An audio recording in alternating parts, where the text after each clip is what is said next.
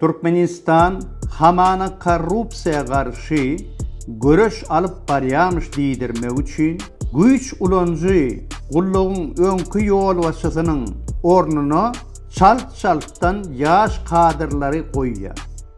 Muny Haramdag Berdimuhammedow öz maşgala mafiýasynyň goşadyrnak içinde sağ goly bolup duran ýegini şamyşymyň hereketleri hem etmişlerini ýaşyrmak onu jogapkärçilige çekmezlik üçin edýär. 2010-njy ýylda ýola goýulan maşgala korrupsiýasynyň skemasy boýunça neviti hem aviya kerosini kontrabanda ýoly bilen ýurtdaşyna satdylar. Nagyt pul şamyşymynyň jebesine girdi. Jogapkärçiligi bolsa onuň ýakyn dosty Çar Kulov çekmeli boldy.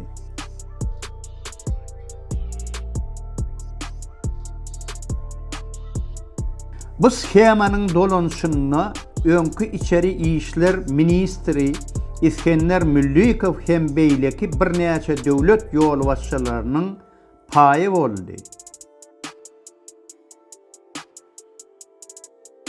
Şamyşymyň islenlik edýän bir kanun işleri şol sany korrupsiýa bilen baglanşykly hereketler üçin kanunyň öňüne hiç wagt jogapkärçilik çekmeýär. Ol diktatoryň jan ýaly ýegini, garnaşy, olaryň maşgala immuniteti bar.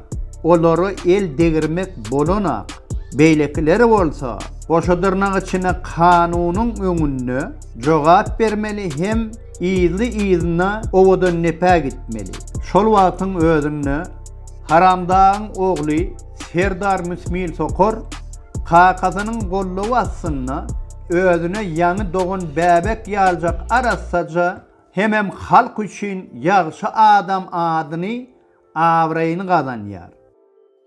Korrupsiýadaky schemada onuň gatnaşygy hamana döwlet gurulşyna alyp barýan goşadyrnak için agyr wezipeleri bilen üstörtülýär.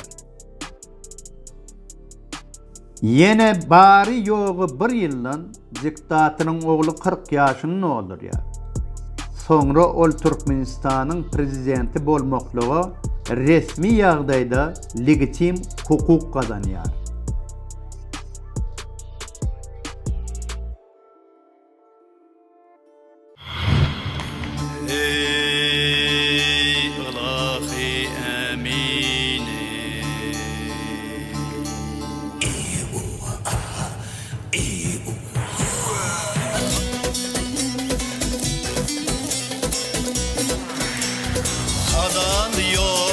Adan yolu atlanali